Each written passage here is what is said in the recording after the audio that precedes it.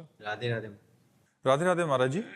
महाराज जी, जब आप छोटे थे तो आपको सबसे ज्यादा क्या प्रिय लगता था? किसमें प्रियता की बात? देखो, व्यवहार में माँ प्रिय थी, सबसे ज्यादा अम्मा से प्रेम था, क्योंकि माँ ही नहीं तो सबसे ज्यादा प्रेम माँ से था। और खाने में मिठाई प्रिय थी, खेलने में कुश्ती प्रिय थी, क्रीड़ा में कुश्ती प्रिय थी, और भगवान में भगवान शंकर प्रिय थे। हर डिपार्टमेंट बता दिया आपको।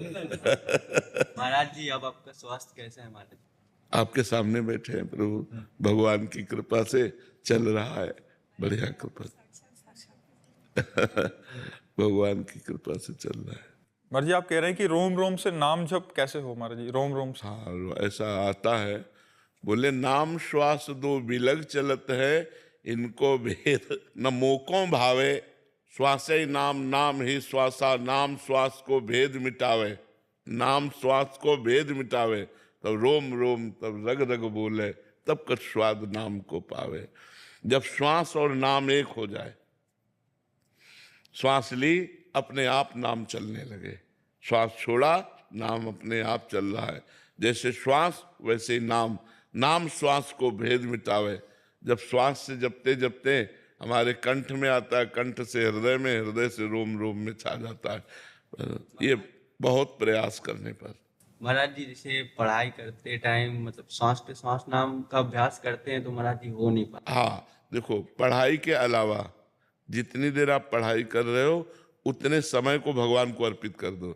जैसे 8 से 10 बजे तक आप पढ़ने में वास्तविक ईमानदारी से लगे रहे, तो 2 घंटा के समय को कृष्णार्पणम मस्तु समझे। फिर खाली समय राधा राधा। अगर 1 सेकेंड भी समय खाली मिला 2 घंटे में तो हम राधा बोल लेंगे, राधा फिर पढ़ रहे हैं। और 2 घंटा समय, 4 घंटा समय, 8 घंटा समय, उसको पूरा 8 घंटे का समय, हे भगवान मैंने पढ़ाई में व्यतीत किया, सो आपके चरणों में समर्पित करते हैं, कृष्णार्पणम मस्तु। तो वो आपका कर्म आपको महान बना देगा। आप देख लेना, चलो आप ऐसे चलो। भिखारी चरण बारिक जी। राधे राधे। राधे राधे महाराज जी। महाराज जी, मैं श्री कृष्ण जी को प्राप्त करना चाहता हूँ, इसके लिए मैं क्या करूँ? पहले तो धन्यवाद कि आप भगवान को प्राप्त करना चाहते हैं।